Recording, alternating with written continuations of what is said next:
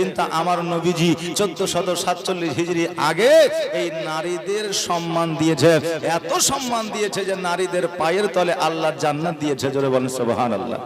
নারীদের পায়ের তলে আল্লাহ তাবারাক তাআলা রাসূল সাল্লাল্লাহু আলাইহি ওয়াসাল্লাম আপনার জান্নাত দিয়েছে। বিরাদার, তো এই জায়গাটা আমাদের জান্নাত আল্লাহ পাক রব্বুল আলামিন দিয়েছে। তা আমরা এখন বসে আছে জান্নাতের বাগিচায়। বিরাদার, আল্লাহ তাবারাক তাআলা বললেন আমার নিয়ামতের প্রশংসা। নিয়ামত কে কে?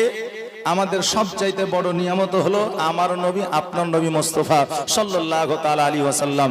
আপনার দ্বিতীয়ত হলো পিতা আর মাতা, আর পরস্পর ভাবে সন্তান স্বামীর জন্য, সন্তান বাবা মায়ের জন্য নিয়ামত, বাবা মা সন্তানের জন্য নিয়ামত, স্ত্রী স্বামীর জন্য নিয়ামত, স্বামী স্ত্রীর জন্য নিয়ামত। আল্লাহ তাবারাক তাআলা জগতে যাই দিয়েছে মানুষের জন্য সবকিছুই আল্লাহর তরফ থেকে বান্দাদের জন্য নিয়ামত। জোরে বলেন সুবহানাল্লাহ। বিরাদার, আজকে আমার রাসূল পাক সাল্লাল্লাহু আলাইহি সাল্লাম যদি জগতের মধ্যে না আসতেন তাহলে যে আমরা এত সুন্দর একটা শোভা পেয়েছি এটা পাইতাম না, আমরা যে সুন্দর স্ত্রী পেয়েছি এটা পাইতাম না, আমরা যে সন্তান পেয়েছি সন্তান পাইতাম না, আজকে যে আমরা নামাজ পেয়েছি নামাজ পাইতাম না, আমরা যে মসজিদ পেয়েছি মসজিদ পাইতাম না। আরে নামাজ রোজা মসজিদ মাদ্রাসা তো দূরের কথা, আমরা যে মাথায় টুপিটা রেখেছি এই টুপিটাও আমরা দিতে জানতাম না। জোরে বলেন সুবহানাল্লাহ। কেননা আমার নবী মুস্তাফা সাল্লাল্লাহু আলাইহি সাল্লাম আসার পরে ইসলামের বাণী মানুষের ঘরে ঘরে পৌঁছে দিয়েছে, মানুষ পরিবর্তন হয়েছে, পরিবর্তন হওয়ার পরে মানুষ বুঝেছে কোনটা ঠিক আর কোনটা ভুল।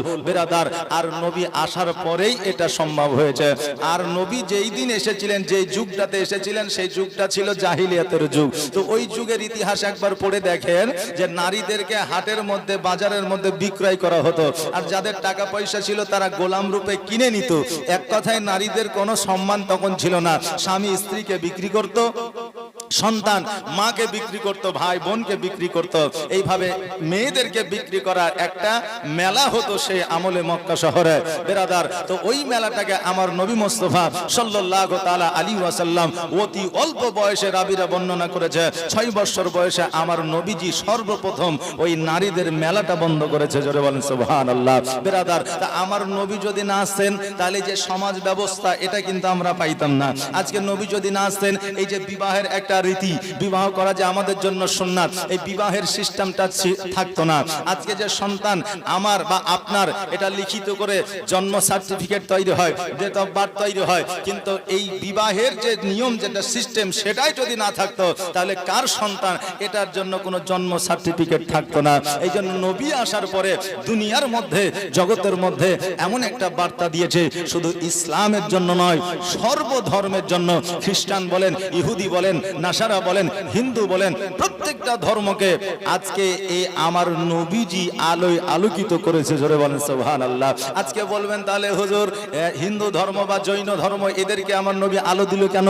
কিন্তু বিরাদার, আজকে লক্ষ্য করেন যে আমরা মুসলমান আমরাই শুধু নবীকে ফলো করি না, আজকে যারা বেধর্মিক আছে তারাও কিন্তু আমার নবীকে ফলো করে।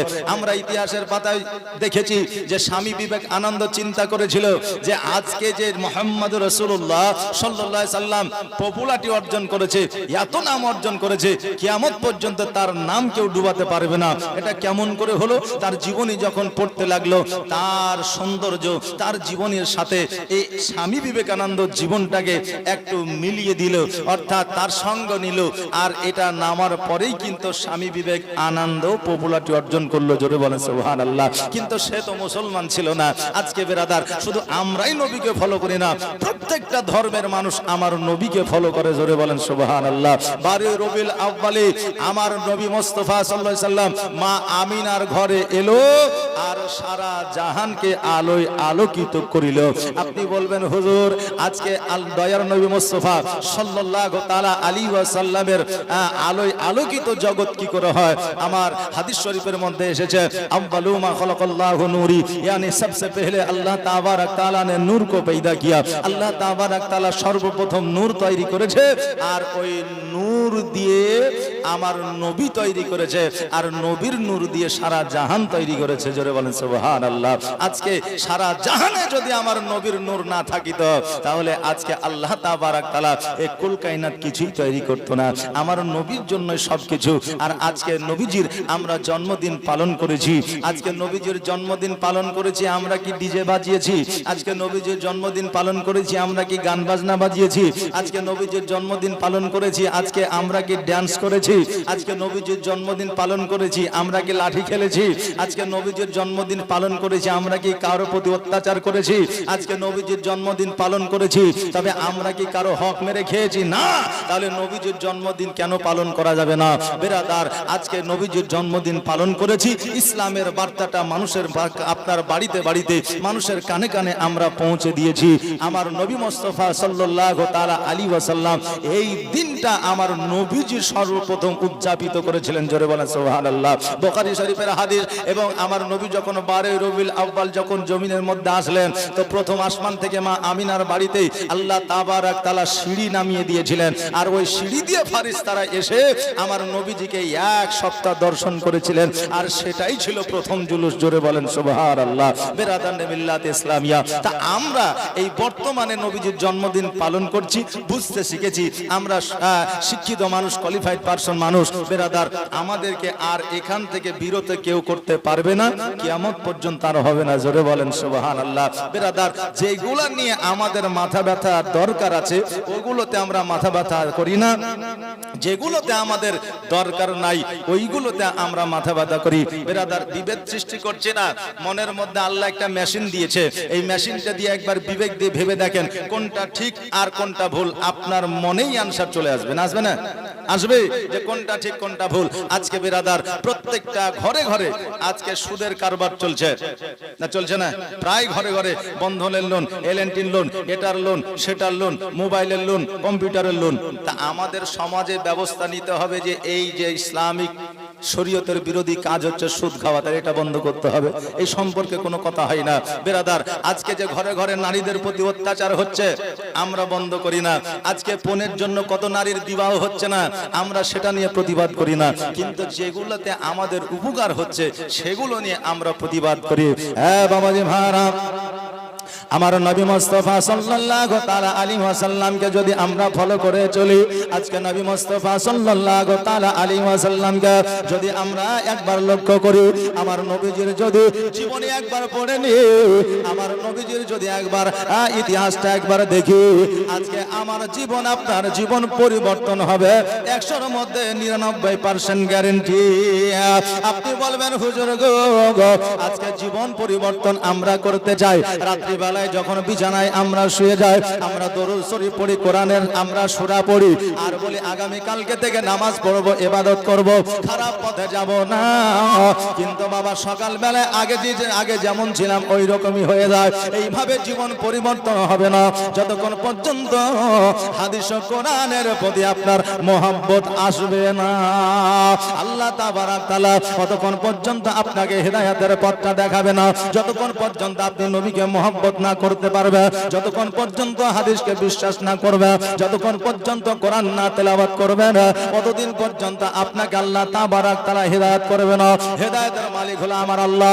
আমার দয়ার নবী মুস্তাফা সাল্লাল্লাহু তাআলা আলাইহি ওয়াসাল্লাম যেইটা বলেছেন মানুষের ভালোর জন্য বলেছেন, আর যেইটা আমাদের জন্য হারাম করেছেন সেইটা আমাদের খারাপের জন্য করেছেন। আজকে বেরাদার, অনেক আপনার মানুষ আছে যারা বলে ইসলাম ধর্মের শরীয়তে তালাক দেওয়াটা আমাদের জন্য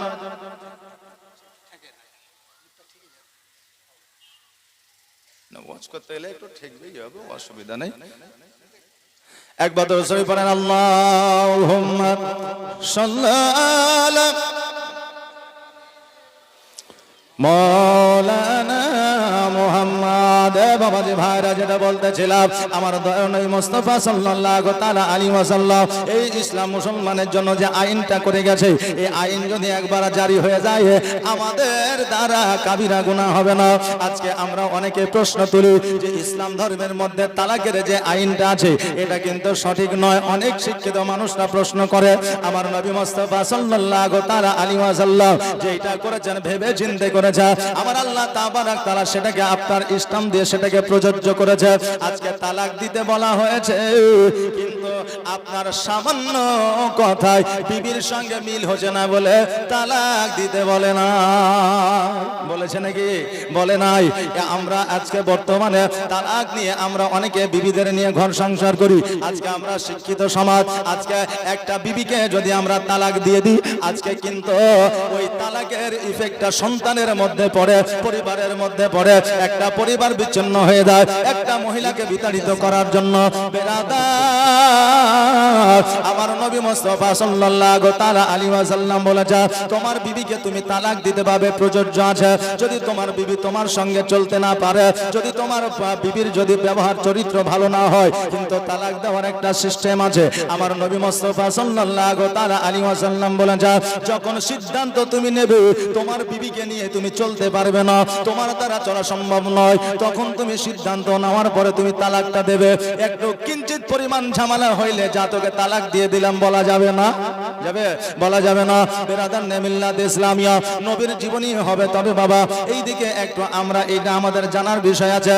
আজকে ওই তালাক দেওয়ার পরে আজকে আমরা 1 মাস পরে 2 মাস পরে সরকারি আইন অনুযায়ী আবার আমরা ওই বিবিটাকে নিয়ে নিই, কিন্তু শরীয়ত অনুযায়ী বিবিটা তালাক হয়ে যায়। আমার নবীজি নিয়ম কানুন দিয়ে দিয়েছে। হযরতে ফাতেমা তুজ-জোহরা রাদিয়াল্লাহু তাআলা আনহা হযরতে আলী রাদিয়াল্লাহু তাআলা আনহুর সঙ্গে একটু কথা কাটাকাটি হয়ে গেছে। বাবা সংসার যদি হয়, স্বামী আর স্ত্রীর মধ্যে সাময়িক বাবা ঝামেলা একটু হতেই পারে, মনের মিল না হতেও পারে। এবার হযরতে আলী রাদিয়াল্লাহু তাআলা আনহু রাগে রাগান্বিত হয়ে পথ ধরে চলে যায়। আমার নবীজি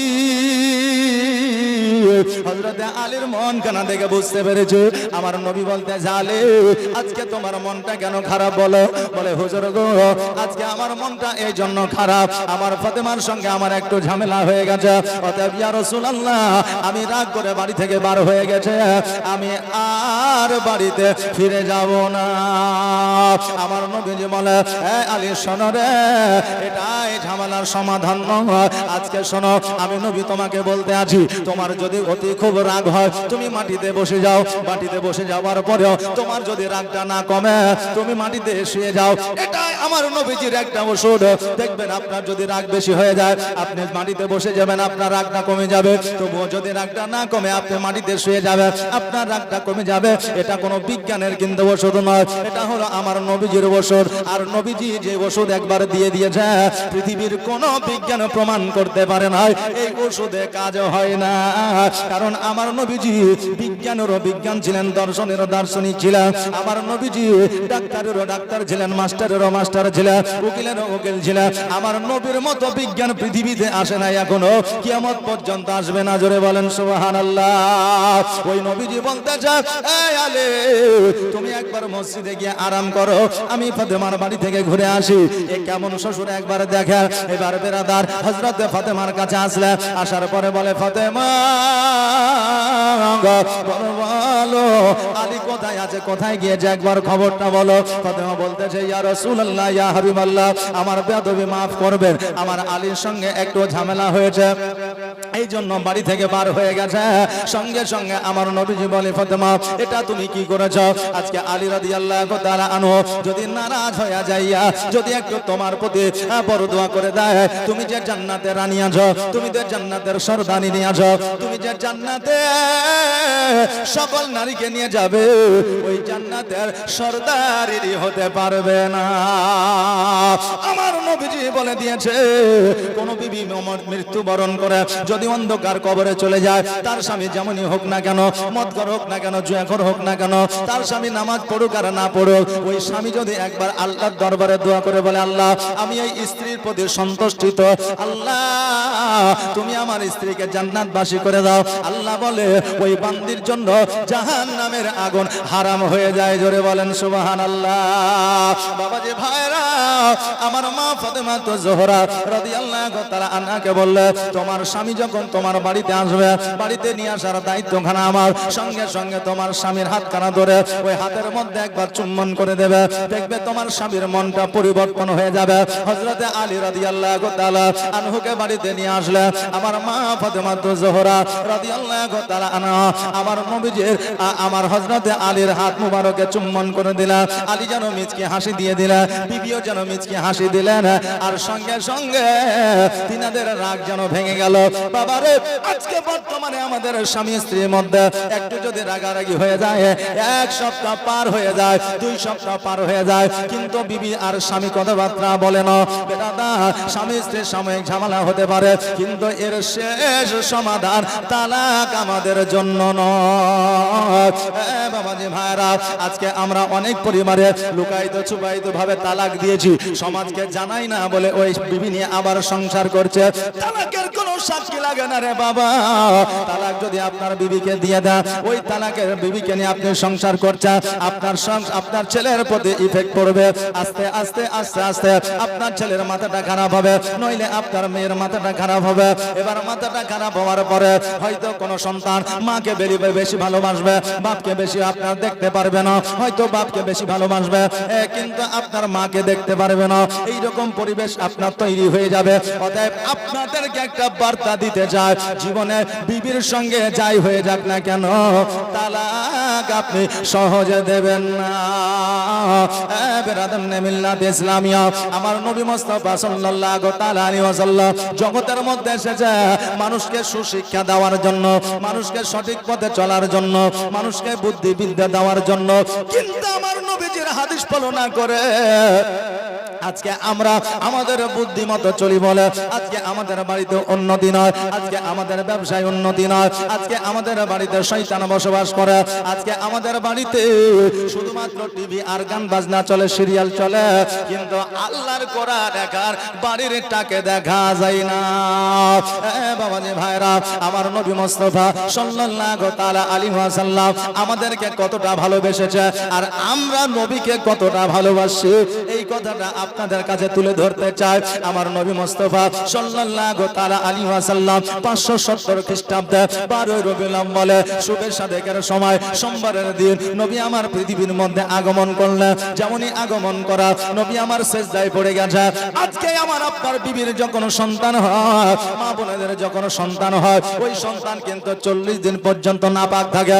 মা বোনেরা 40 দিন পর্যন্ত নাপাক অবস্থায় থাকে, কিন্তু বাবারে আমার নবী জগতের মধ্যে এসেছে 40 দিন তো দূরের কথা, 40 সেকেন্ড তো দূরের কথা, আমার নবীজি পাক ও পবিত্র হয়ে জগতের মধ্যে আবির্ভাব ঘটিয়েছে। জোরে বলেন সুবহানাল্লাহ।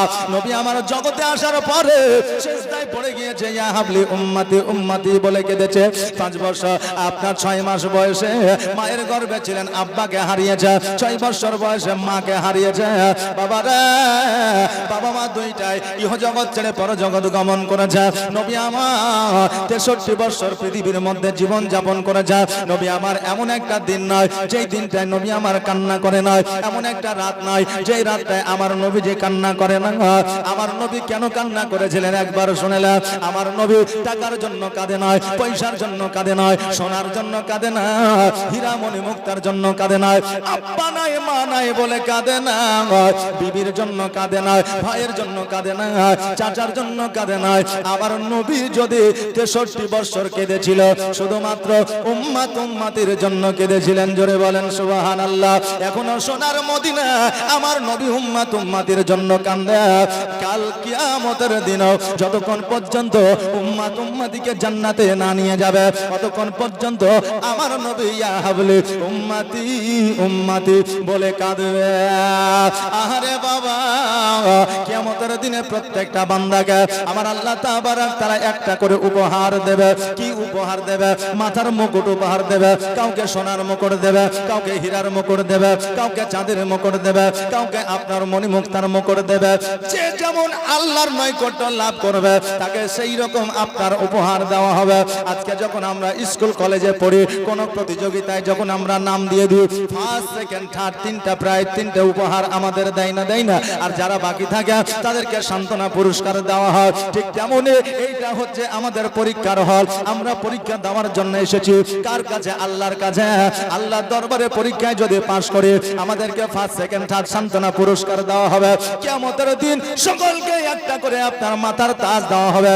আলেমের বাপকে দেওয়া হবে, হাফেজের বাপকে দেওয়া হবে, মাস্টারের বাপকে দেওয়া হবে, ডাক্তারের বাপকে দেওয়া হবে, উকিলের বাপকে দেওয়া হবে, আলেমের আপনার বাপকে দেওয়া হবে, রাজমিস্ত্রি বাপকে দেওয়া হবে, বাবারে পয়গম্বরদেরকে দেওয়া হবে, প্রত্যেককে একটা করে উপহার দেবে।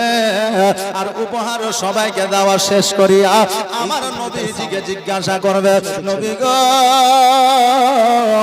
সকলকে আমার মতো করে উপহার দিয়েছি, এবার আপনি কি উপহার নিতে চান? আপনি যেই উপহারটা নেবে আমি আল্লাহ সেটাই আপনাকে দেব। নবী আমার বলবে ইয়া রাসূলুল্লাহ, নবী আমার বলবে আল্লাহ গো আজকে আমার সোনার মুকুট চাই না, হীরার মুকুট চাই না, মণিমুক্তার মুকুট চাই না, ও আল্লাহ আজকে আমার গুনাহগার উম্মত উম্মতিকে নাজাত লাভ করায়া জান্নাতবাসী করে দেন, ওটাই আমার জন্য উপহার হয়ে যাবে। জোরে বলেন সুবহানাল্লাহ। তোমার মতো এত ভালো, তোমার মতো এত ভালো নবী গো কেউ তো আমায় বাসে না, তাই তো নবী আমি তোমার দিওয়ানা। জোরে বলেন সুবহানাল্লাহ। এটা আওয়াজ দিয়ে বলা যাবে না সুবহানাল্লাহ? আর একটু মুচকি আওয়াজ দিয়ে একবার হাত উঠিয়ে বলেন তো ইয়া রাসূলুল্লাহ, ইয়া রাসূলুল্লাহ, ইয়া রাসূলুল্লাহ। সুবহানাল্লাহ, জাযাকাল্লাহ, মাশাআল্লাহ। কারণ নবীর মতো ভালো পৃথিবীর মধ্যে কেউ আমাদের বাঁচতে পারবে না।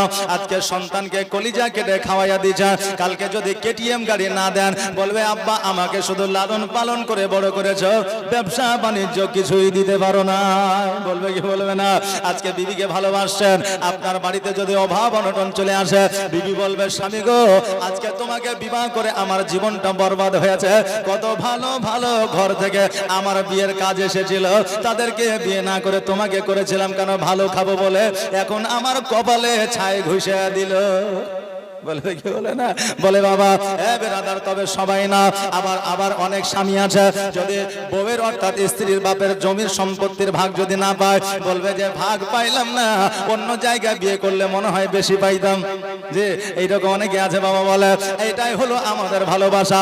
বর্তমানে ভালোবাসা আমাদের অতি কম, সার্থকতাটা বেশি বেরাদার। তাই বলি নবীর মতো ভালো পৃথিবীর মধ্যে কেউ বাঁচতে পারে না, কিয়ামত পর্যন্ত পারবে না। তোমার মতো এত ভালো, তোমার মতো এত ভালো কেউ তো আমায় বাসে না, তাই তো নবী আমি তোমার দিওয়ানা, তাই তো রাসূল আমি তোমার দিওয়ানা। ও কি শুনেছে কিতাবের লেখা, নবী ছাড়াই আমার জীবন থাকা গো, নবীজিকে ভালো না বাসিলে, নবীজিকে ভালো না বাসিলে আল্লাহ পাওয়া যাবে না, তাই তো নবী আমি তোমার দিওয়ানা। তোমার মতো এত ভালো, তোমার মতো এত ভালো কেউ তো আমায় বাসে না, তাই তো নবী আমি তোমার দিওয়ানা। আল্লাহুম্মা সাল্লাল্লাহু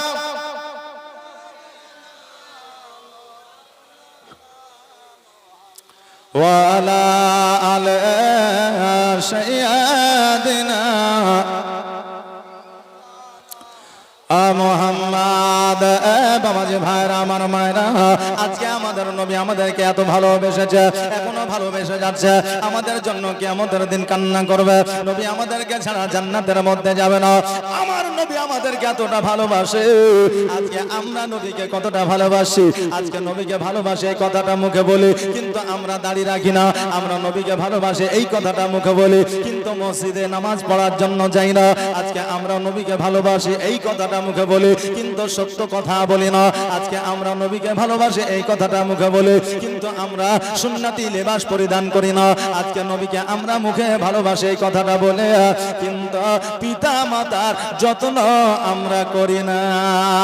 এই তো আমাদের বর্তমানে ভালোবাসারে বাবা বেরাদান মিল্লাত ইসলামিয়া। আজকে আমার নবী মুস্তাফা সাল্লাল্লাহু তাআলা আলাইহি ওয়াসাল্লামকে ভালোবাসলে আমার নবী নবীও আমাদের ভালো না বেশে থাকতে পারে না।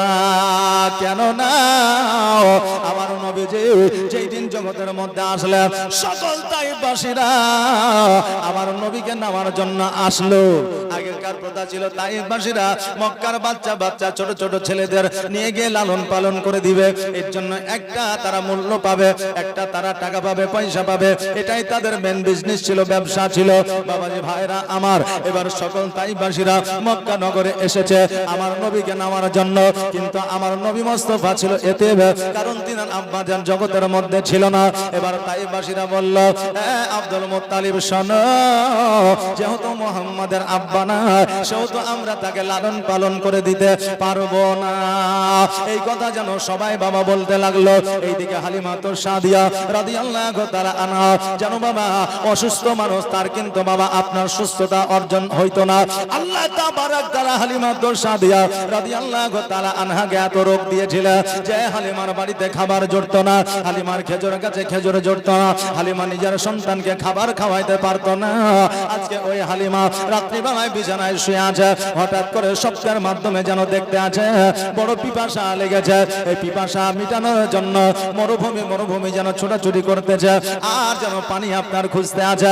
হঠাৎ করে লক্ষ্য করে দেখে আপনার পাহাড়ের ওপর থেকে ঝর্ণার নেই যেন আপনার পানি পড়তে আছে। হালিমা চড়তে চড়তে যাইয়া দুই তালুতে আপনার পানিটা লইয়া এবার পানিটা যখন পান করতে যাবে, আর একজন মুরব্বী মুখ ভরা দাড়ি, মাথায় তার পাগড়ি, গায়ে তার জুব্বা, হালিমার হাতে হাত দিয়ে যেন পানিটা ফেলে দিল। হালিমা বলতে যে, শোনো গো, আমি এমন কি দোষ করেছিলাম, কি অপরাধ করেছিলাম, আজকে আমার হাতের পানিটা ফেলে দিলাম, আজকে এত পিপাসা লেগেছে, আমার কলিজাটা যেন শুকায় যায়, আমাকে পানি কেন পান করতে দিলেন না? ওই ব্যক্তি বলে, শোনো রে হালিমা, আজকে যদি এই পানিটা তুমি পান করে না, মক্কা নগরে এমন একটা সন্তান জন্মগ্রহণ করেছে, ওই সন্তানটিকে তুমি নিয়ে আসতে পারবে না। আর এই পানিটা যদি পান না করো, ওই সন্তান তোমার কোলে আসবে, আর ওই সন্তানটা যদি একবার তোমার কোলে চলে আসে, তোমার ভাগ্যের দুয়ার খুলে যাবে, ইহ জগৎ পর জগৎ তোমার মঙ্গল হবে। জোরে বলেন সুবহানাল্লাহ। হালিমা বলতে যে, শোনো গো, আমি একজন জীর্ণ শীর্ণ মানুষ, আমার অসুস্থতা দূর হয় না, আমার বাড়িতে আমার সন্তানকে খাবার দিতে পারি না, অতএব মক্কায় আমাকে কেউ সন্তান দেয় না। শোনো গো, আজকে মক্কায় যাব সন্তান নেওয়ার জন্য, আমি জানি সন্তান আমাকে দেবে না। ওই মুরব্বী বলে, হালিমা যাওয়ার কাজটা হলো তোমার কোলে সন্তান দেওয়ার কাজ হলো আমার আল্লাহর। জোরে বলেন সুবহানাল্লাহ। হালিমা তো সাদিয়া রাদিয়াল্লাহু তাআলা আনহা বাড়িতে আসলেন। আসার পরে সকালবেলায় উঠে বাড়ি ঘর পরিষ্কার করে নিয়েছে। তিনার স্বামীর নাম ছিল হারিস। হারিস বলতেছে, বিবিরে তোমার শরীরটা অসুস্থ, সকাল হইয়া সূর্য উদয় না হলে তুমি উঠতে পারো না, আজকে এত সকাল সকাল তুমি ঘুম থেকে উঠেছো, কারণটা কি? হালিমা বলতেছে, স্বামী গো, আমি রাত্রিবেলায় এমন একটা স্বপ্ন দেখেছি, আজকে ওই স্বপ্নটা যদি বাস্তবায়িত হয়ে যায়, ওই স্বপ্নটা যদি সত্য হয়ে যায়, আমাদের খাবারের অভাব থাকবে না, আমাদের খেজুরের অভাব থাকবে না, আমাদের এই পৃথিবীতেও মঙ্গল হবে, পরের পৃথিবীতেও মঙ্গল হবে। বলে, কি স্বপ্ন দেখেছো বলো? বলে, স্বামী গো, আজকে রাত্রিবেলায় স্বপ্ন দেখেছি, মক্কা নগরে এমন একটা সন্তান জন্মগ্রহণ করেছে, ওই সন্তানটিকে যদি আমরা নিয়ে আসতে পারি, আমাদের ভাগ্যের দুয়ার খুলে যাবে। এবার হারিস বলতেছে, বিবি রে, আজকে এমন একটা স্বপ্ন তুমি দেখেছো, যে স্বপ্নটা কোনোদিনই বাস্তবায়িত হবে না। এই জন্য হবে না, কারণ এর আগে আমরা অনেকবার ফিরে এসেছি, কেউ আমাদের সন্তান দেই নাই। এবার হালিমা বলতেছে, স্বামী গো, আমার শেষবারের মতো রিকোয়েস্ট, আমার শেষবারের মতো আবেদন, এইবারের মতো মক্কায় চলে, আর মক্কায় যাওয়ার পরে যদি আমরা সন্তানটি পেয়ে যাই, তবে আমরা সন্তানটি নিয়ে এসে লালন পালন করে দিব। আর যদি আমরা সন্তানটি না পাই, তবে আমরা সন্তানটিকে নিয়ে আসবো না। আর নিয়ে আসবো না তো দূরের কথা, আমরা মক্কায় আর জীবনে কোনোদিন যাব না সন্তান নেওয়ার জন্য। এবার বিবি যখন আপনার রিকোয়েস্ট করলো, আবেদন করলো, এবার স্বামী কিন্তু বাবা মেনে নিল। এটা তার শুধু হালিমার স্বামী নয়, আজকে বর্তমানে 100-র মধ্যে 99টা স্বামী বিবি যদি একটু মিষ্টি করে আদর করে মিচকি হাসি দিয়ে যদি স্বামীদের কথাবার্তা বলে, ওই স্বামীরা কিন্তু রাজি হয়ে যায়, ওই স্বামীদের রাগ যেন ভেঙে যায়। আর বাবা মা বোনেদের এমনই রাগ, ওই মা বোন যদি স্বামীর প্রতি রাগ করে আপনার যতক্ষণ পর্যন্ত আই এম ভেরি সরি না বলবে, ততক্ষণ পর্যন্ত তাদের রাগ ভাঙা সম্ভব নয়। যদিও রাগ না ভাঙে তো আপনার বর্ডার থেকে যেন আপনার ললিপপ নিয়ে এসে খাওয়াইতে হয়, চাউমিন খাওয়াইতে হয়, কথা বললেন না? তবে সব মায়ের লাগ বাবাজি ভাইরা, কিন্তু হালিমা তো সাদিয়া রাদিয়াল্লাহু তাআলা আনহা উনি কিন্তু আপনার সুন্দর করে বুঝা দিলেন, স্বামী কিন্তু বাবা বুঝে নিলেন। এবার উটটাকে আপনার হাঁটিয়ে আপনার মক্কা নগরের দিকে নিয়ে গেল। যাওয়ার পরে লোক করে আপনার লক্ষ্য করে দেখছে যেন সকল তাইফবাসীরা যেন আমার নবীজিকে দেখে, এই জন্য দেখে তাইফবাসীরা বলতেছে, শোন রে, আমরা মুহাম্মদকে নিয়ে যাব না এটা ঠিকই, কিন্তু তার চেহারা নাকি অতি সুন্দর, নূরানীময় চেহারা, তার অলৌকিক নাকি দৃশ্য, অতএব তার ওই চেহারাটা আমরা দেখব, কিন্তু মুহাম্মদকে কোনোদিন আমরা লালন পালন করার জন্য নিয়ে যাব না। সবাই আমার নবীকে দেখলো, কিন্তু আমার নবীজি একবারের জন্য তাকায়া দেখলেন না। মা আমিনা রাদিয়াল্লাহু তাআলা আনহা চিন্তা করে, আল্লাহ গো, আমার সন্তানকে কেউ নিয়ে গেল না, তবে আমার সন্তানকে কি কেউ লালন পালন করে দিবে না, আমার সন্তানকে কি কেউ তাইফে নিয়ে যাবে না? এই বলে আমার মা আমিনা রাদিয়াল্লাহু তাআলা আনহা দুই চোখের পানি ছেড়ে দিয়ে যে কান্দে রে বাবা। আর কবির ভাষায় কবি যেন বলতেছে, মা আমিনা কান্দে হায় রে, মা আমিনা কান্দে হায় রে, ছেলে কোলে তুলিয়া কে বাজাবে আমার সোনা আলালকে লইয়া। জোরে বলেন সুবহানাল্লাহ। আর তাইফ যখন এলো নগরে, আর শিশু নবী মুস্তাফাকে আদর করে, আর কোলে নিয়ে ফিরিয়ে দিল গরিব এতিম বলিয়া, কে বাজাবে আমার সোনা আলালকে লইয়া। মা আমিনা কান্দে হায় রে, মা আমিনা কান্দে হায় রে, ছেলে কোলে তুলিয়া কে বাজাবে আমার সোনা আলালকে লইয়া। মা আমিনা বলে, আর থাকতো যদি ছেলের পিতা, আর হাজার দুঃখ হলে পরে আসতো না ব্যথা, আর তাহার কথা বলে বলে কলিজা যায় ফাটিয়া, কে বাজাবে আমার সোনা আলালকে লইয়া। মা আমিনা কান্দে হায় রে, মা আমিনা কান্দে হায় রে, ছেলে কোলে তুলিয়া কে বাজাবে আমার সোনা আলালকে লইয়া, কে বাজাবে আমার সোনা লালকে লইয়া। আল্লাহুম্মা সাল্লাল্লাহু মাওলানা মুহাম্মদ ওয়ালা আলিহি মাওলানা মুহাম্মদ। বাবাজি ভাইরা, একটু কর্ণপাত করে শুনবে। আমার নবী মুস্তাফা সাল্লাল্লাহু তাআলা আলাইহি ওয়াসাল্লামকে সবাই যেন আপনার লক্ষ্য করে দেখলো, আর সবাই যেন তাইফের দিকে রওনা হয়ে গেল। এইদিকে হালিমা চিন্তায় চিন্তিত, হায়রে, এত তাইফবাসীরা ঘুরে গেল, হয়তো আমাকে আর মুহাম্মদকে দেবে না। এবার হারিস যেন বলতেছে, বিবি রে, আমাদের বেকার আশা হলো কোনো কাম হবে না। এবার গুটি গুটি পায়ে আব্দুল মুত্তালিবের কাছে পৌঁছালেন। আব্দুল মুত্তালিবের কাছে যাওয়ার পরে বলে, আব্দুল মুত্তালিব, আজকে তোমার পোতাকে আমরা নিয়ে গিয়ে লালন পালন করে দিতে চাই, যদি আমার কোলে আপনি উঠাইয়া দেন। আব্দুল মুত্তালিব বলে, হালিমা, তোমাকে মক্কায় কেউ সন্তান দেয় না, এই জন্য সন্তান দেয় না কারণ তোমার বাড়িতে অভাব দূর হয় না, তোমার বাড়িতে খাবার জোটে না, তোমার নিজের সন্তানকে তুমি খাবার দিতে পারো না, আমার পোতাকে নিয়ে যাইয়া তুমি কি খাওয়াবে বলো? হালিমা বলতেছে, আব্দুল মুত্তালিব, আজকে আমি খোদার কসম করে বলি, তোমার পোতাকে যদি আমার কোলে উঠায় দাও, আমি নিজে না খাইয়া তোমার পোতাকে খাওয়াবো, আমার নিজের সন্তানকে না খাওয়া তোমার পোতাকে খাওয়াবো, আমার নিজের সন্তানের চাইতে তোমার পোতাকে বেশি ভালোবাসা দিব, শুধু একবার আমার কোলে তোমার পোতাকে উঠে দাও। আব্দুল মুত্তালিব বললেন, শোনো গো, আজকে মা আমিনার কাছে চলে যাও, আর মা আমিনার কাছে যাওয়ার পরে মা আমিনাকে একবার বলো, মা আমিনা যদি তোমার কোলে উঠে দেয়, আমি আব্দুল মুত্তালিব বাধা দিব না। হালিমা গুটি গুটি পায় মা আমিনার কাছে যেমন এসেছে রে বাবা, অমনি আমার নবীজি সঙ্গে সঙ্গে মা হালিমার দিকে টুকটুক করে যেন তাকায়া আছে। আমিনা বলতেছে নবী গো, এত তাইফবাসীরা আসলো, সবাই তোমাকে দেখলো, তুমি কারো দিকে লক্ষ্যপাত করলে না।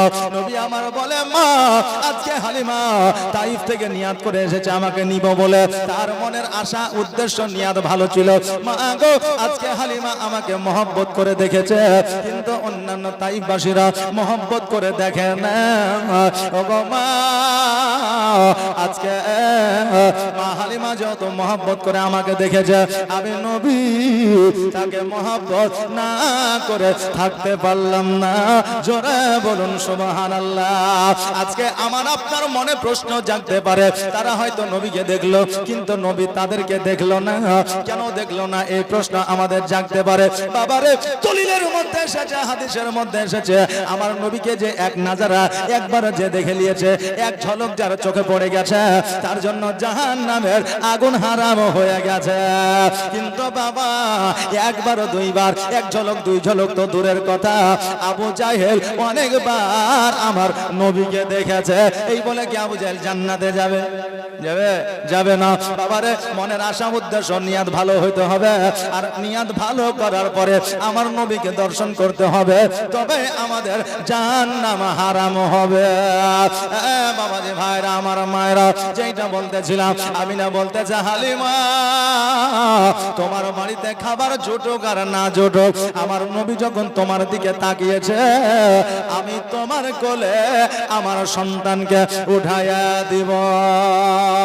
হালিমা তো সাদিয়া রাদিয়াল্লাহু তাআলা আনহা যেন খুশি হয়ে গেলেন। বাবা এবার আমার আমিনা বলতেছে হালিমা শোনো, তোমার মুখটা বড় শুকনা লাগতেছে, তুমি অনাহারে আছো। হালিমা বলতেছে এক সপ্তাহ ধরে পেটে কোনো খাবার যাই না। সঙ্গে সঙ্গে আমিনা আমার নবীজিকে মা হালিমার কোলে উঠে দিলেন, আর ঘরের মধ্যে গেলে যাওয়ার পরে দুইটা খেজুর নিয়ে এসে আমার হালিমার হাতে উঠে দিলেন। আমার হালিমা ওই খেজুর দুইটা না খাইয়া আঁচলের মধ্যে যেন বাঁধতে আছে। এবার বাবা আমার আমিনা বলতেছে হালিমা খেজুর দুটা তোমাকে খাবার জন্য দিলাম, কিন্তু তুমি আঁচলের মধ্যে বাঁধতেছ, কারণটা কি? হালিমা বলতেছে বোন আমিনা, আজকে শুধু আমি ক্ষুধার্ত নয়, আমার সন্তান ক্ষুধার্ত আছে, আমার স্বামী ক্ষুধার্ত আছে। ও আমিনা আমার সন্তানকে আমি ক্ষুধার্ত রাখিয়া আমি মা হইয়া আমি কেমন করে খেজুর খাইতে পারি? শুধু হালিমায় নয় রে বাবা, পৃথিবীর মধ্যে কোনো মা না যেই মা সন্তানকে ক্ষুধার্ত রাখিয়া খাইতে পারবে। সন্তানকে খাবার দিয়া আগে সন্তানকে খাওয়ায়, তারপরে আপনার মা বাবা খায়। বর্তমানে বাচ্চারা খাবার খেতে চায় না, শুধু মোবাইল আর মোবাইল, মোবাইলে কার্টুন দেখতে চাই। এইরকম অনেক বাচ্চা আছে না নাই রে বাবা? আছে। মোবাইলে কার্টুন দেখে বাচ্চা খাবার খাইতে চাই না। তো মায়ের যদি মহব্বত বাচ্চার প্রতি না থাকতো, বাচ্চা খাক আর না খাক এইরকম যদি ফিলিংস থাকতো, তাহলে বাচ্চা কার্টুন দেখতে থাকতো, মা খাবার খেয়ে নিত। কিন্তু না না, মোবাইল দিয়ে হোক টাকা দিয়ে হোক বুঝায় হোক ওই সন্তানকে মা খাবারটা খাওয়ায়, তারপরে মা তৃপ্তি পায়, মা শান্তি পায়। যতক্ষণ পর্যন্ত বাচ্চা খাবার না খায় ততক্ষণ পর্যন্ত মা শান্তি পায় না। কোন মা সন্তানকে ক্ষুধার্ত রাখিয়া খাইতে পারে না। আমি না বলতে চাইলে মা তুমি আগে বলবা না, আমি তোমাকে আরো খেজুর দেব। ঘরের মধ্যে গেলে আরো 4টা খেজুর নিয়ে আসলে টোটাল 6টা খেজুর দিলে, ওই টোটাল 6টা খেজুর নিয়ে হালিমা যেন আঁচলের মধ্যে বেঁধে নিলে। এখন আমার আপনার প্রশ্ন হইতে পারে হুজুর 6টা খেজুরে কে মানুষের পেট পূরণ হয়? আমি বলবো বাবা রে, তখনকার আমলে একটা খেজুর খাইলে সারাদিন খিদে লাগতো না। এই খেজুরের এত পাওয়ার ছিল বাবা। আপনি বলবেন সেটা কেমন করে হয়? আজকে থেকে 20 বছর আগে আমাদের এলাকার মানুষেরা ছাতু খাইতো, বাড়িতে ছাতু তৈরি করতো, খাইতো না? এখন বাবা বাড়িতে খাই না, মডার্ন হয়েছে মানুষ, এই জন্য বাজারে মাঠে বাজারে আর শহরে যাইয়া আপনার 10 টাকা 20 টাকা গ্লাস কিনে খায় ছাতুর আটা, তারপরে আপনার হচ্ছে ছোলার ছাতু, তারপরে আপনার হচ্ছে জবের ছাতু কিনে খায়, বাড়িতে আর বানিয়ে খাই না। কারণ এখন মা বোনেরা এত ভদ্র হয়ে গেছে রে, যে আমার মা বোনেদের যদি একটু টাপ, যদি একটু কষ্টকর খাবারের যদি তৈরি অর্ডার দেওয়া হয়, বলে আমি পারবো না, তুমি নিজে রান্না করে লাও। কথা বুঝলেন না? বাবাজি ভাইরা, আজকে বর্তমানে এইরকম পরিস্থিতি এসে গিয়েছে রে বাবা। এমন একটা দিন আসবে যেই দিনটা কিয়ামতের আলামত আমার নবী বলে গিয়েছে। বাবারা, আগের যুগে আমরা যখন সকালবেলায় ছাতু খেয়ে নিতাম, সারাদিন খিদা লাগতো না, শুধু পিপাসা লাগতো, নাকি বলেন? যে সারাদিন পিপাসা লাগতো, ক্ষুধা লাগতো না, আর যখন পিপাসা লাগতো পানিটা পান করতাম, আমাদের পেট পূরণ হয়ে যাইতো। ওই রকম তখনকার আমলে খেজুরের পাওয়ার ছিল, একটা খেজুর খাইলে শুধু পিপাসা লাগতো, পানি খেলে পেট পূরণ হয়ে যাইতো। আর 2টা খেজুর তো বেশি মা আমিনা দিয়েছিল। জোরে বলেন সুবহানাল্লাহ। আজকে বলবেন হুজুর গো, আমরা তো আরবের খেজুর খাই, ওই খেজুরে তো পাওয়ার নাই। আজকে বহরমপুর শহরে চলে যান, দেখবেন আজওয়া নামে একটা খেজুর পাওয়া যায়, 2200 টাকা প্যাকেটের দাম নেয়, কিন্তু বাবা ওটা আজওয়া খেজুর নয়, ওটা হচ্ছে খাজওয়া খেজুর। কোথাকার খেজুর ওই জায়গায় কোনো প্রমাণ নাই, শুধু স্ট্যাম্প দিয়ে আরবিয়ান লিখে দিয়েছে, কিন্তু আসলে প্রমাণ করতে গেলে আরবিয়ান নয়।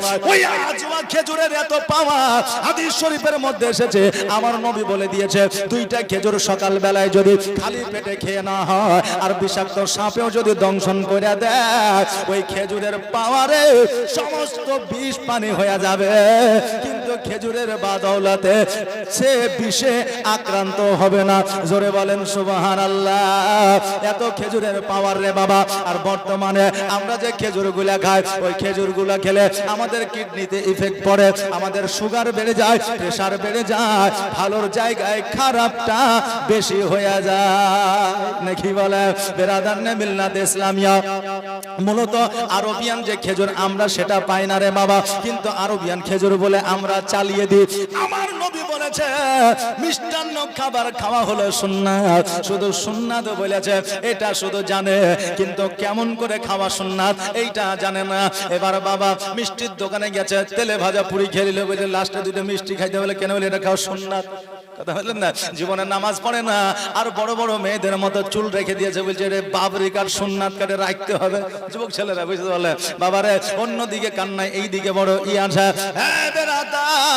আজকে আমাদের লক্ষ্য অন্যরকম হয়ে গেছে।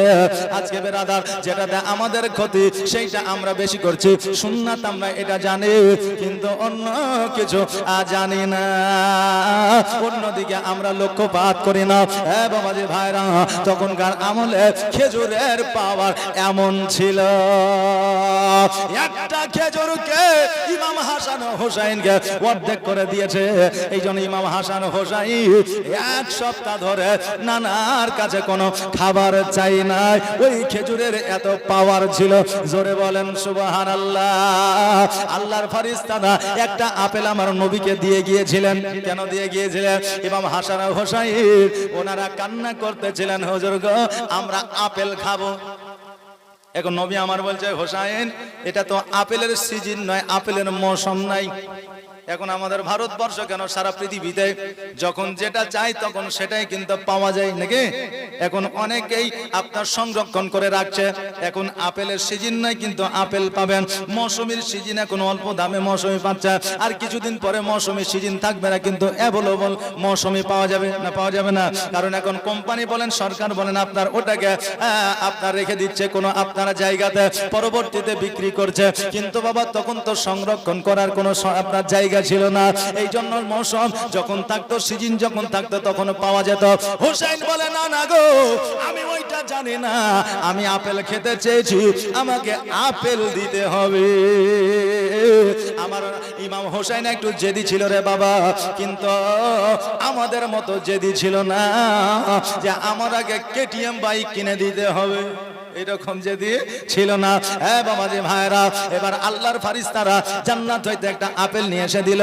আমার নবী মুস্তাফাকে বলল, ইয়া রাসূলুল্লাহ, একটা আপেল অর্ধেকটা কাটবেন, অর্ধেকটা খাওয়াবেন, আবার পুনরায় ওই আপেলটা গোটা হয়ে যাবে। এইভাবে যতদিন খেতে চাইবে ততদিন ইমাম হাসান হোসেন খেতে পারবে। ওই আপেলটা একদিন নয়, 2 দিন নয়, কিরাবিরা বর্ণনা করেছে 3 মাস পর্যন্ত ইমাম হাসান ও হোসেন খেয়েছে। জোরে বলেন সুবহানাল্লাহ। বাবাজি ভাইরা, তখন আমার নবীজির জন্য এত পাওয়া আপেল ও খেজুরের হয়ে গিয়েছিল। হালিমা ওই খেজুরগুলাকে আপনার আঁচলে বেঁধে নিয়ে আমার নবীজিকে কোলে নিয়ে বাড়িতে বার হয়ে আসলো। এবার আব্দুল মুত্তালিবকে বলে, ওগো আব্দুল মুত্তালিব, কাবা ঘরের মুতাওয়াল্লি, কাবা ঘরের সেক্রেটারি, মুতাওয়াল্লি সেক্রেটারিকে কিন্তু মুতাওয়াল্লি বলে। বাবা রে, ওই সময় আমরা নবীজিকে আমরা অনেকে গরিব বলে আখ্যায়িত করি, কিন্তু না না, ওই সময় আরবের মধ্যে 10টা ধনী ব্যক্তি থাকলে তার মধ্যে একটা আব্দুল মুত্তালিব ছিল। জোরে বলেন সুবহানাল্লাহ। ওই আব্দুল মুত্তালিব কাবা ঘরের মুতাওয়াল্লি ছিলেন। এবার বলে, আব্দুল মুত্তালিব, আপনার পোতাকে নিয়ে গেলাম, মা আমিনা দিয়ে দিয়েছে। আব্দুল মুত্তালিব বলে, শোনো, আমার পোতার আব্বা না, অতএব আমার পোতা যেন কোন রকমের ব্যথা বেদনা যন্ত্রণা যেন না পায়, আর যদি পেয়ে যায় আমার আল্লাহ সহ্য করবে না। হালিমা বলল, আব্দুল মুত্তালিব, আজকে আমি খোদার কসম করে বলি, আজকে আমার যতক্ষণ পর্যন্ত জান আছে, প্রাণ আছে, ততক্ষণ পর্যন্ত আমার নবী কোন প্রকারের কষ্ট দুঃখ পাবে না। আমার নবীজিকে লইয়া উটের পৃষ্ঠে চেপে গেছে। হারিস উটের লাগামখানা ধরে টান দিয়েছে। উটের লাগাম ধরে এত জোরে টান দেয়, উট যেন আগে যাই না, আগে যাই না। এবার বলতেছে, এবার হারিস বলতেছে, উট তুমি কেন আগে যাও না? তোমাকে কি ক্ষুধা লেগেছে? তুমি ক্ষুধার কারণে কি তুমি চলতে পারো না? একবার বলো, আমি তোমার পেটে চাপবো না, তোমাকে হাঁটিয়ে নিয়ে যাব। কারণ বাবা, যে পোশাকটা পোষে, যে পশুটা পোষে রে বাবা, দেখবেন তার একটা মায়া হয়ে যায়, দয়া হয়ে যায়, না হয় না? একটা ছাগল 1 বছর বাড়িতে আপনি পুষছেন কুরবানি দেওয়ার জন্য, যেই দিন সকালবেলায় কুরবানি দিতে যাবেন, আপনার মায়া লাগুক আর না লাগুক, যে 2 বেলা খাবার খাইয়েছে ছাগলটাকে, তার অন্তরে মায়া কিন্তু বেঁধে যায়, বাঁধে কি বাঁধে না? বাবাজি ভাইরা, এবার হারিস বলতেছে, তোমাকে হাঁটিয়ে নিয়ে যাব, তুমি শুধু একবার ইশারা করো। এখন যারা জীব হয়, যন্ত্র হয়, তারা কি কথা বলতে পারে? পারে। কিন্তু আল্লাহ যদি অর্ডার দেয় পারে।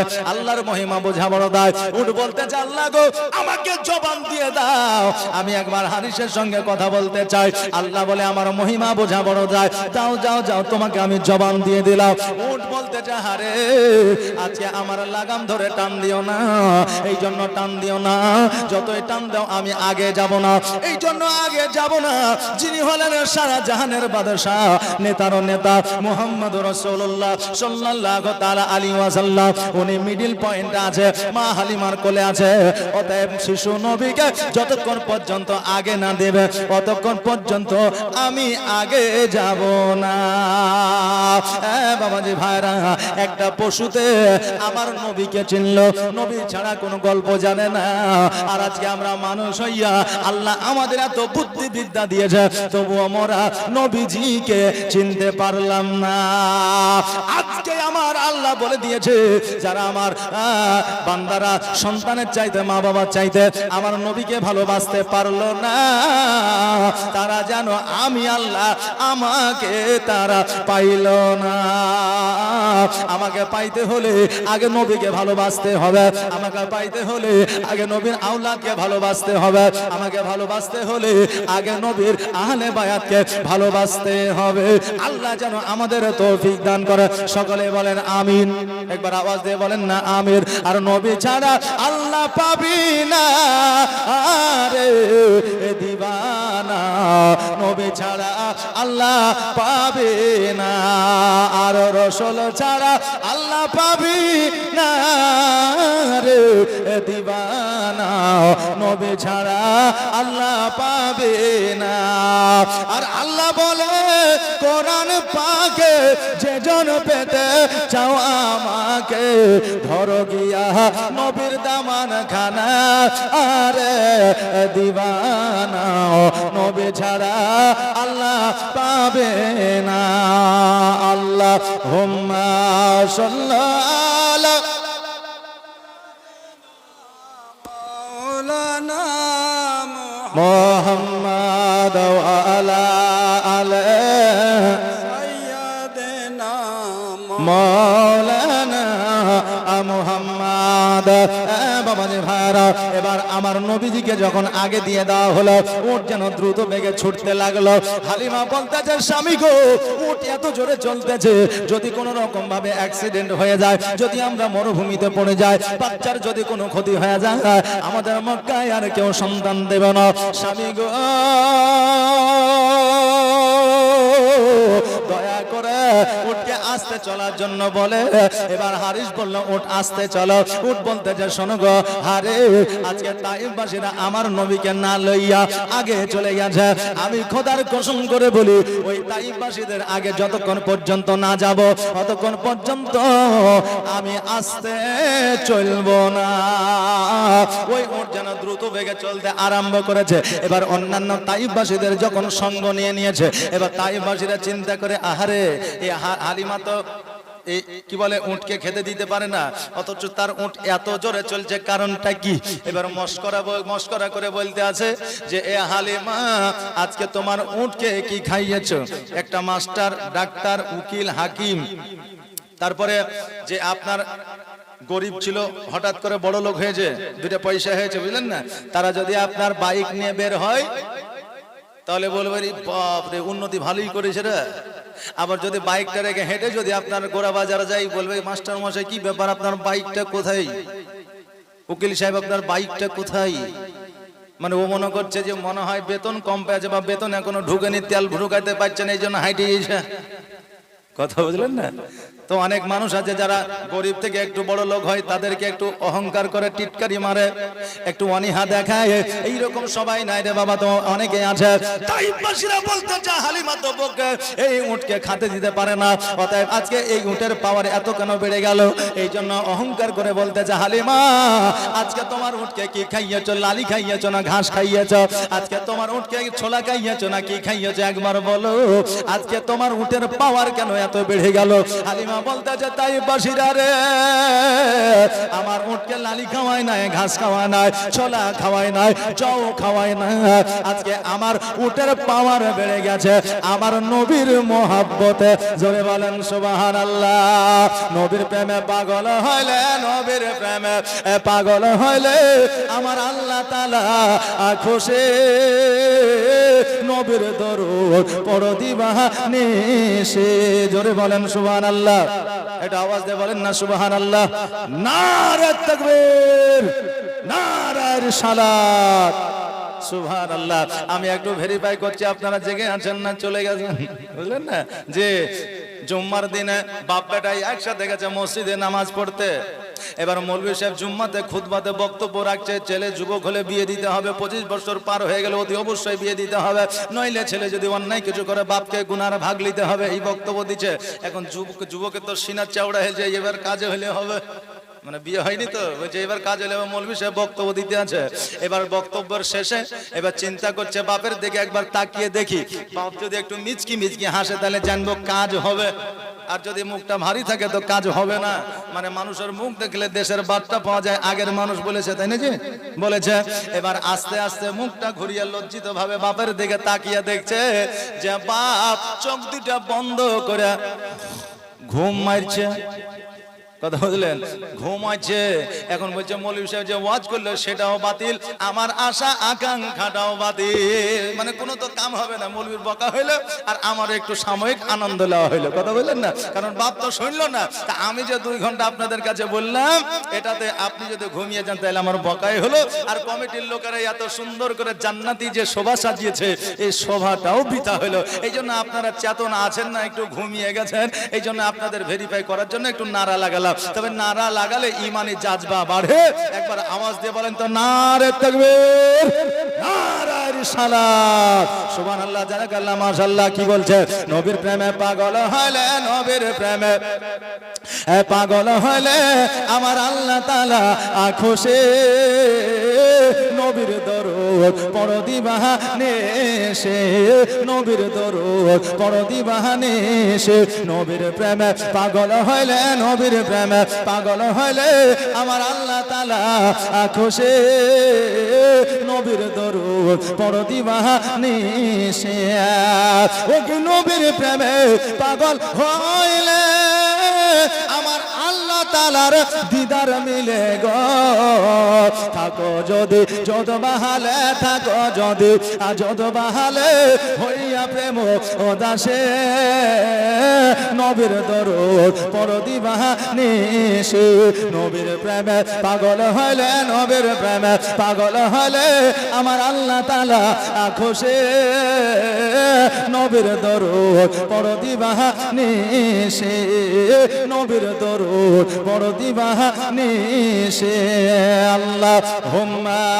সাল্লি سيدنا مولانا মুহাম্মাদ ওয়ালা আলিহি سيدنا مولانا মুহাম্মদ বাবারে ভাইরা আমার মায়েরা এইদিকে খাদিজা এইদিকে হালিমা তো সাদিয়া রাদিয়াল্লাহু তাআলা আনহা উনি যেন তায়েফের কাছ দিয়ে পাশ হয়ে নিজের বাড়ির দিকে যেন চলতে আরম্ভ করলেন বাড়ির মধ্যে যখন প্রবেশ করতে যাবে দেখছে যেন যে খেজুর গাছে খেজুর ধরতো না ওই খেজুর গাছে খেজুর ধরে পেকে পেকে জমিনের মধ্যে পড়ছে জোরে বলেন সুবহানাল্লাহ হালিমা যেন খুশি হয়ে গেছে হালিমা তো সাদিয়া রাদিয়াল্লাহু তাআলা আনহা ওনার মনটা যেন আত্মহারা হয়ে গেছে বাড়িতে ঢোকার পরে দেখছে যেন যে ছাগল বকরিদের দুগ্ধ দিত না ওই ছাগল বকরিতে যেন দুগ্ধ দিতে আরম্ভ করেছে আকাশের দিকে তাকায়া দেখে যে আল্লাহর তরফ থেকে হালিমার বাড়িতে যেন রহমত বর্ষিত হইতে আছে হালিমা বলতে যে স্বামী গো আজকে আমার স্বপ্নটা বাস্তবায়িত হয়েছে আজকে আমার স্বপ্নটা সত্য হয়েছে ওগো স্বামী আজকে আমি যে স্বপ্নটা দেখেছিলাম ওই স্বপ্ন দেখিয়া যদি মক্কা নগরে না যাইতাম আজকে আমার বাড়িতে আমার আল্লাহ রহমত বর্ষিত করত না কিন্তু বাবারে সবার স্বপ্ন কিন্তু সত্য হয় না সবার স্বপ্ন কি সত্য হয় কিন্তু যারা মুমিন হয় মুত্তাকিন হয় সালেহীন হয় সালেহা হয় তাদের স্বপ্ন কখনো মিথ্যা হয় না আমরা ঘুমের মাধ্যমে দেখতে আছি যে আমরা চলে গেছি নদীর ধারে গোসল করতে গিয়ে সোনার একটা পাতলা তুলে নিয়ে এসেছি সকালবেলা ঘুম থেকে উঠে দেখছি যে কোদল আর আপনার বালতি নিয়ে আবার মনীষ খাটতে যেতে হবে কথা বললেন না মানে স্বপ্নের সঙ্গে আমাদের কোনো মিল নাই এবার দেখবেন বাচ্চা কালে অনেকে স্বপ্নের মাধ্যমে দেখে যে বাথরুমে পেশাব করছি কিন্তু সকালবেলায় উঠে দেখে বিছানায় পেশাব করে যায় হয় কি হয় না হয় রে বাবা এক হাজী সাহেব বাবা বুড়া হয়ে গেছে তবুও বাবা বিছানায় পেশাব করে এবার বিবিতে আপনার বকাবকি করেছে হ্যাঁ গো তোমার এত বয়স হয়ে গেল 4 দিন পরে মারা যাবা তো তোমার পেশাব কি বিছানে বন্ধ হবে না তোমার পেশাবের গন্ধে থাকা যাচ্ছে না আর এই পেশাবের কাপড় তোমার কতদিন খাঁজবো বলো বিবি কিন্তু আপনার বিরক্ত হয়ে গেছে এবার বিবির কথায় রাগ করে এবার ওই হাজী সাহেব একটা দড়ি নিয়ে জাম দিব বলে বাড়িয়ে চলে গেছে ইমাম সাহেব বলছে যে হাজী সাহেব কোথায় যাবে তো বলছে আর জান রাখবো না আমি দিয়ে দেবো বলে কেন বলে আমার এতদিন হয়ে গেল এত ওষুধ পানি দুয়া তাবিজ কত কি করলাম কত পীরের কাছে গেলাম আমার পেশাব বন্ধ হইল না তো জান দেওয়া ছাড়ার উপায় নাই আজকে বিবিও আমাকে দেখতে পাচ্ছে না বলে শুনেন জান দিতে হবে না আমার একটা কথা শুনে বলে কি আপনি যে পেশাবটা করেন আসলে আপনার স্বপ্নের বায়ানটা আমাকে বলেন তো বলছে আমি যখন বিছানায় শুয়ে থাকে ঘুমিয়ে যাই তখন আমি আমাকে কেউ বন্ধু বান্ধবে আমাকে পেশাবখানায় নিয়ে যায় আমি পেশাব করবো না বলে পেশাব কর তা আমাকে পেশাব করতে বাধ্য করে তো এবার বলছে যে শোনেন আপনাকে যখন পেশাব করতে বলবে আপনি বলবেন যে আমাকে টাকা দে তো পেশাব করবো কারণ টাকা এমনই একটা জিনিস যে কেউ কাউকে দিতে চায় না আর বিবিদের কাছে ধার নিলে কিয়ামত পর্যন্ত শোধ হবে না বুঝতে পারলেন যে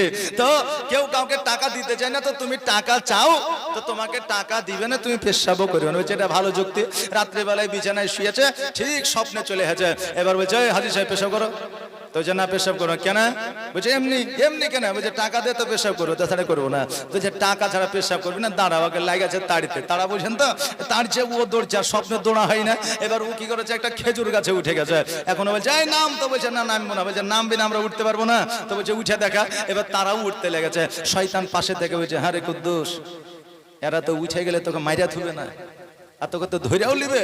তো যে কি করতে হবে, তো বলছে এক কাজ কর, ওরা তো নিচে আছে আর তুই ওপরে আছিস, এক কাজ কর ওদের ওপরে পায়খানা করে দে। মানে পায়খানা করে দিলে ওদের মাথায় পড়বে, মুখে পড়বে, তোকে আর ধরতে আসবে না, গন্ধতেই পালিয়ে যাবে। তো এক কাজ কর পায়খানা করে দে। ও বলছে ঠিক আছে, সঙ্গে সঙ্গে বাবা পায়খানা করে দিয়েছে। এইদিকে বিবিতে বুঝে ওকে হুঁড়াইতে শুরু করে, এই এতদিন তো পেশাব করছিলে এখন পায়খানাও করা শুরু করে দিয়েছে। কথা বুঝলেন না? ও ভাবছে ওদের মাথায় পায়খানা করছে, কিন্তু ও বিছানায় পায়খানা করছে। বেরাদার, তো স্বপ্নের মিল সবার সাথে থাকে না, স্বপ্ন সবার বাস্তবায়িত হয় না। একমাত্র মুমিন মুত্তাকিন সালেহিন সালিহা এদের স্বপ্ন কখনো মিথ্যা হয় না, বৃথা যায় না, তাদের স্বপ্নটাই শুধু সত্য হয়। বেরাদার, আজকে বেরাদার আমার হালিমা তো সাদিয়া রাদিয়াল্লাহু তাআলা আনহা বলতে চায়, স্বামী গো আজকে আমার স্বপ্ন বাস্তবায়িত হয়েছে, স্বপ্নটা সত্য হয়েছে। ওগো স্বামী, আজকে নবী মুস্তাফাকে তুমি কোলে উঠে নাও, একটু বাইরে থেকে ঘুরিয়ে নিয়ে আসো, আমি ততক্ষণ আর আমার মুহাম্মদের জন্য একটা দোলনা বানিয়ে নিই। আগের দোলনা ছিল চালের উপরে, আপনার ওড়না দিয়ে নইলে চাদর দিয়া নইলে শাড়ি দিয়ে আপনার দোলনা বানানো হতো। এইদিকে দুই মাথা বাদ্য, ওইদিকে দুই মাথা বাদ্য, এইরকম দোলনা ছিল বাবা। হালিমা একদিকে দুই মাথা বেঁধেছে, দুই মাথা বাঁধতে বাকি আছে। এবার হারিস ছুটতে ছুটতে আসিয়া বলতেছে, ও বিবি রে, আজকে যে বাচ্চাটাকে আমরা কোলে নিয়েছি, এই বাচ্চা জগতের সাধারণ বাচ্চা নয়, এই বাচ্চাটার মধ্যে অলৌকিক দৃশ্য আছে। অতএব শোনো, এই বাচ্চাটাকে আমি দেখিয়া বুঝে নিলাম এই বাচ্চার মধ্যে কোন অলৌকিক দৃশ্য রয়েছে। হালিমা বলতেছে, স্বামী গো আপনি কি অলৌকিক দৃশ্য দেখলেন? বলে বাচ্চাটিকে লইয়া যখন আমি বাইরে গেলাম, বাইরে যাওয়ার পরে একটা হাত ছুটে গিয়েছিল, আর ওই হাতটা যখন ছুটে গিয়ে দলতেছিল, আমি লক্ষ্য করে দেখলাম ওই হাতের সঙ্গে সঙ্গে আকাশের সূর্য পর্যন্ত দলতেছিল। জোরে বলেন সুবহানাল্লাহ। বাবাজি ভাইরা, আমার হালিমা তো সাদিয়া রাদিয়াল্লাহু তাআলা আনহা বলতেছে, স্বামী গো আপনি এতক্ষণে বুঝতে পারলেন, আমি মক্কায় বুঝে গিয়েছিলাম যে নবী সবার চাইতে আলাদা, সাধারণ বাচ্চার মতো নয়। আমি দোলনা এক কোণা বেঁধেছি, আর এক কোণা বেঁধে নি, ওই বাচ্চাটাকে দোলনা দিয়ে দিব, তারপরে সেই ঘটনা আমি আপনাকে বলবো। বাবারে, আগেকার দোলনা ছিল আপনার ওড়না কাপড়ের, আর এখন বর্তমানে দোলনা অনেক প্রকারের উঠেছে, টাকা যেমন দিবেন সেই রকম দোলনা। ওই দোলনার মধ্যে গান আছে, বাজনা আছে, লাইটিং আছে, চাকা আছে, চলে ফিরে সবকিছুই করে, কথাও বলে না, না এরকম দোলনা আছে। কিন্তু বাবা এত টাকা দিয়ে দোলনা কিনে নিয়ে আসছেন, তবুও বাচ্চাকে ঘুম পাড়াইছেন, ওই বাচ্চা আরামদায়ক ভাবে ওই দোলনাতে ঘুমায় না। কিন্তু আগের মায়েরা আপনার ওই চাদরের দোলনাটা বানিয়ে দিত, আর বাচ্চাকে শুয়ে দিয়ে দোলনাটা দিয়ে দিত। মায়েরা ঢিকের মধ্যে চাল করত, চাদর মধ্যে আটা করত, সারাদিন ধান সিদ্ধ করত, আর সারাদিন অতিবাহিত করত, বাচ্চারা আপনার ডিস্টার্ব করতো না। এখান থেকে বোঝা যায় যে এত টাকার দোলনা দিয়েও শান্তিতে ঘুমায় না। বাবারে, লক্ষ টাকার কোটি টাকার দোলনাতে যে শান্তি না, একটা মায়ের আঁচলে তার চাইতে হাজার গুণ বেশি শান্তি আছে। জোরে বলেন সুবহানাল্লাহ। মায়ের আঁচলের দাম পৃথিবীর কেউ দিতে পারে না, কিয়ামত পর্যন্ত দিতে পারবে না।